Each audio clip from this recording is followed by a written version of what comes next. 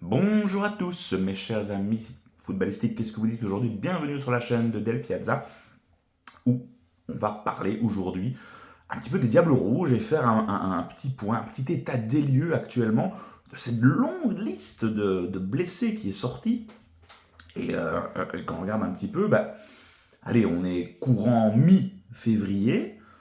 Il y a un prochain rassemblement, pardon, courant du mois de mars, dans quelques semaines, pour affronter les États-Unis et le Mexique. Et évidemment, quelques mois de la Coupe du Monde.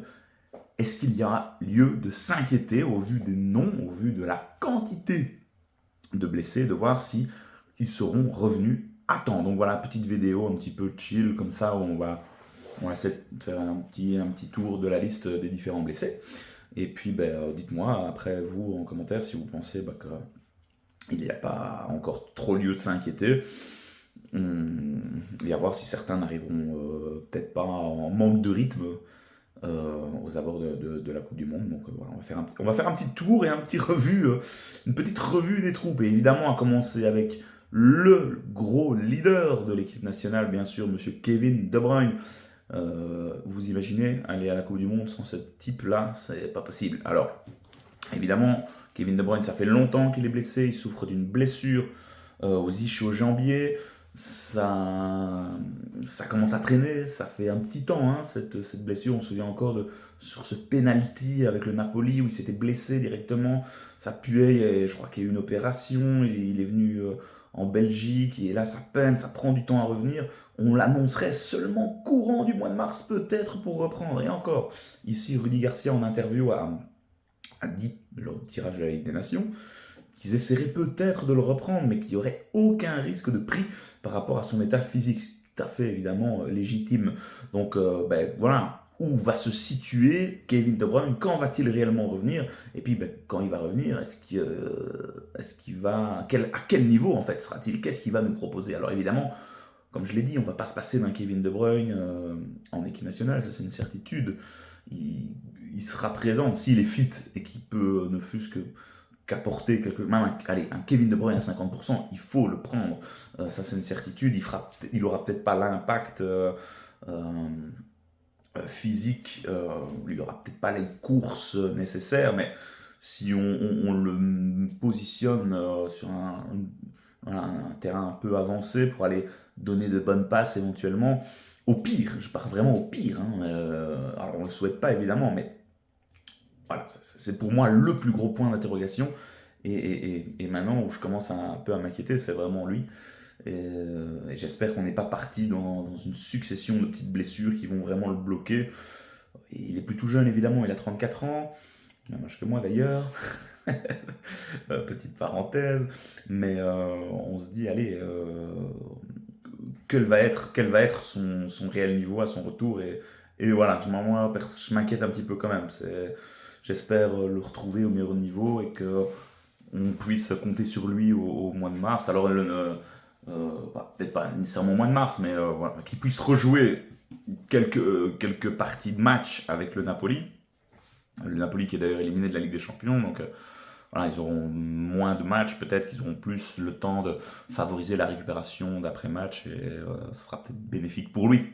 On verra. Ils sont quand même toujours plus ou moins dans la course au top 3, le Napoli. Donc, allez, je pense qu'on attend tous son retour avec impatience et on fera bien sûr un petit update de son niveau à son retour. Et puis, tant qu'on est dans le Napoli, alors il a fait son retour, lui, c'est bien sûr Romelu Lukaku, le capitaine avec Kevin De Bruyne. Enfin, c'est les deux leaders, bien évidemment. Romelu Lukaku, lui aussi, hein, qui revient d'une blessure très très longue, hein, qui avait été déclarée en début de saison. Et donc, on a eu l'occasion de le revoir jouer quelques briefs de match, 10 minutes par-ci, 5 minutes. Mais là, allez, je crois qu'il y a eu 4 matchs depuis son retour, il a joué un petit peu, pas vraiment eu l'occasion de réellement s'illustrer et de montrer qu'il revenait à son niveau. Évidemment, il va falloir du temps. Antonio Conte a dit, ce n'est plus le même Lukaku, c'est un gabarit spécial et il va falloir lui laisser du temps. Et donc, bon, voilà, il est dans un bon processus de revalidation, je pense. Il rejoue, c'est déjà ça. Il faut qu'il récupère du rythme, il faut qu'il récupère des minutes. je m'inquiète déjà un peu moins pour lui et je pense qu'il devrait être prêt. En tout cas, lui, pour le mois de juin. Les nouvelles sont plus ou moins rassurantes pour lui. Alors ça, c'était vraiment, évidemment, les deux gros noms, mais vient s'ajouter à cela mais plein de petites tuiles. Hein. On a par exemple Charles de Ketelaar qui vient de se blesser la semaine passée. Il a été opéré au genou. Et lui, on en parle quand même dans un retour minimum 4 semaines, voire 8 semaines. Donc déjà là, bon, on oublie le prochain rassemblement. Terminé. Alors bon, Charles de Ketelaar, c'est toujours un profil intéressant qui avait clairement été la meilleure option pour remplacer Lukaku, puisque bah, on sait les difficultés qu'on a avec Openda. On n'a pas encore réellement trouvé son remplaçant. Peut-être Vermaat de Bruges, mais lui aussi, hein, Vermaat de Bruges, d'ailleurs, petite parenthèse, mais qui se blesse de temps en temps, qui revient, qui remarque. Donc voilà, on verra Vermaat. Mais pour Charles de Ketelaar, qui est clairement une des options pour prendre la place de Romelu Lukaku en cas de souci et qui techniquement peut peut-être apporter quelque chose, tenir un ballon. C'est un profil qu'on n'a pas vraiment et qui est intéressant. Donc lui, il faudra aussi, même chose, revoir quand et à quel niveau. Bon, moi, après, vous allez me dire, pour tous les joueurs, je vais lister aussi, il faudra revoir quand et à quel niveau ils vont revenir. Mais voilà, ça va laisser quand même pas mal de doutes par rapport à ces joueurs-là. Puis ensuite, il y a Arthur Théat. Arthur Théat, c'est exactement la même chose que Charles de Ketelaar. On en parle aussi, opération au niveau du ménisque. Et lui aussi, c'est aussi une histoire de 6 semaines, 6 à 8 semaines. Donc, grosse absence hein, pour Arthur Théat du côté de Francfort. C'est pas la joie pour le moment hein, avec Arthur Théat. Et là, bah, il y a quand même tuile. Donc bon, on sait que déjà, bon, Arthur Théat fait le taf, mais on parle pas là d'un gros défenseur. Donc bon, on sait que le secteur défensif est fortement touché, enfin est moins qualitativement parlant, moins fort que les belles années que la génération dorée. Les mecs qui sont là font clairement le taf, ils sont combatifs.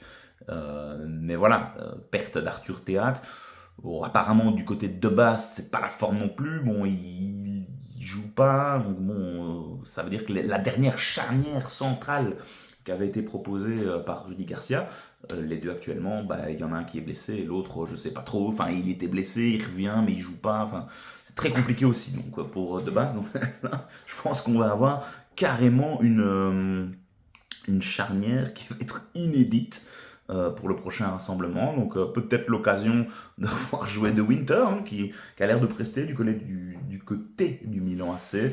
Mais que j'imagine. Donc voilà, je ne sais pas.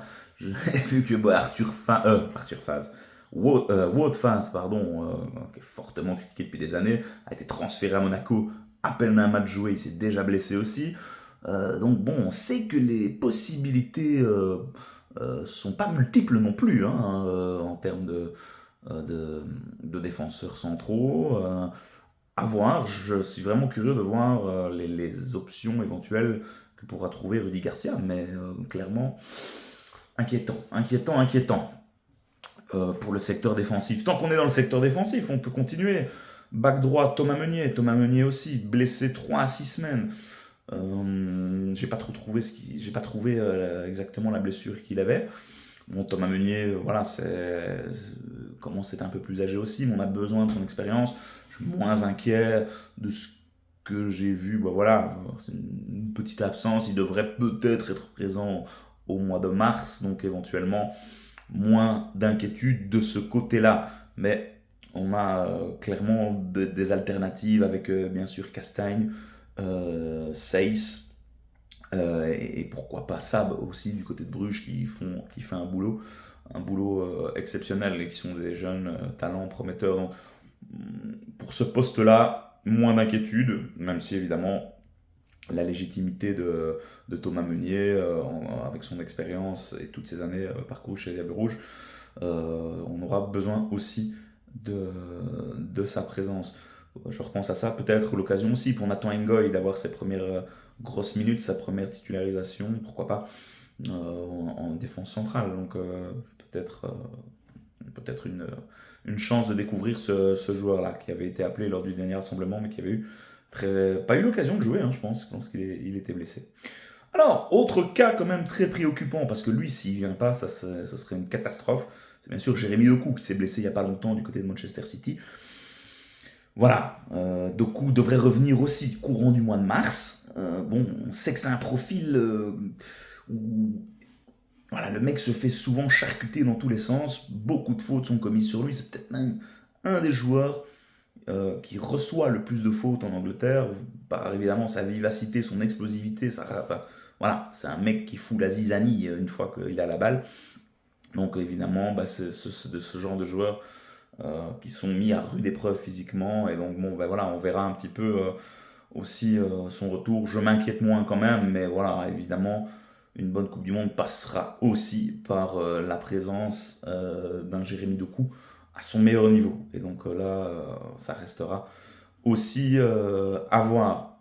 Yuri Tillemans, ça c'est plus inquiétant. Grosse blessure face à Newcastle. 6 à Wisman également.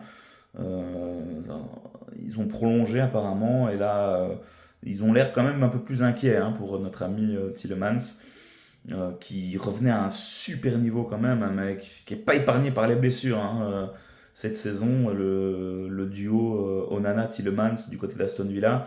Onana, c'est ok pour l'instant, mais voilà, Tillemans, je crois déjà qu'il avait été blessé pendant une petite partie début de saison, puis il est revenu à un bon niveau, mais voilà, il surfe entre blessures, retour, reprise en forme et reblessure. Donc moi, il faudra évaluer également. Je pense que lui ne sera pas là au mois de mars. Après, bon, c'est peut-être le secteur au milieu de terrain auquel pour l'instant on est le mieux fourni. Et bon, il y a clairement des petits jeunes à aller tester. Je sais qu'il y a Mandala Keita qui reste très très bien, je pense, du côté de Parme. Peut-être l'occasion de le voir, de l'essayer. Je ne sais pas. Il y a encore Arthur Vermeeren, mais qui joue plus trop du côté de l'OM. Il y a le petit Lavia, lui aussi, on parlera peut-être après, mais voilà, qui revient de blessure, qui, je pense, si mes infos sont bonnes, est revenu dans le groupe là avec Chelsea, qui serait en train en tout cas. Donc lui, on aimerait bien le voir un jour quand même. Autant en parler tout de suite en fait de Lavia, mais clairement qui a un potentiel exceptionnel selon les plus grands puristes. J'ai jamais eu l'occasion, à part voir quelques brides de match, mais j'aimerais vraiment le voir là dans cette configuration chez les Diables Rouges. Le profil de ce mec-là et qu'est-ce qu'il pourrait réellement apporter à l'équipe, ce serait pertinent. Pas oublier qu'il a encore aussi la double nationalité et qui pourrait peut-être choisir également le Congo.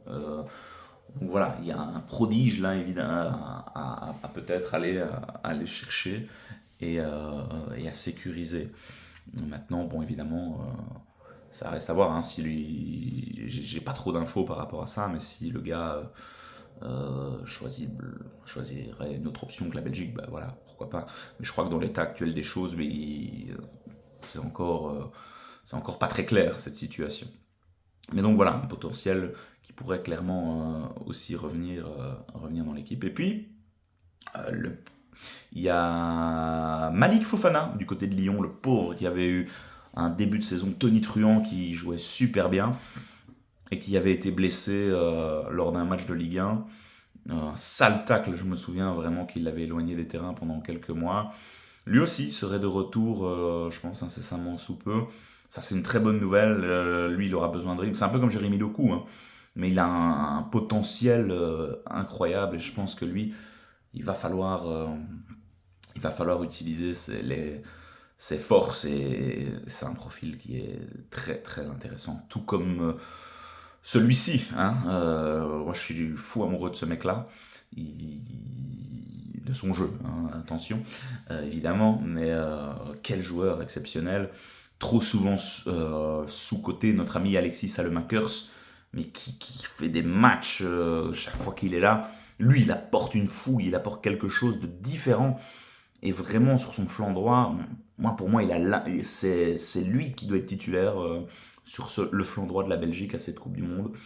Il a un potentiel exceptionnel, vraiment. Et si on le fait monter en joker aussi, mais Alexis Saelemaekers devrait revenir aussi, donc là je m'inquiéterai pas trop non plus, mais quel potentiel pour ce gars-là, qui commence vraiment à prendre de l'expérience et qui reste au plus haut niveau, et ça fait plaisir, parce que c'est un très très bon joueur, et vraiment je serais ravi de le voir à cette Coupe du Monde. Donc voilà, après ça ajoute des petites blessures, je pense, j'ai entendu Matt Sales, bon voilà, évidemment Courtois actuellement au top, il faut pas trop s'inquiéter, il y a Lamens qui commence à très bien prester aussi, donc voilà, du côté des gardiens on a quand même pas mal d'options, je pense qu'il y a Lokanga qui est blessé aussi, j'ai dit il y a Vermaat qui se blesse quand même régulièrement et qui pourrait être ce petit golden boy, la petite surprise évidemment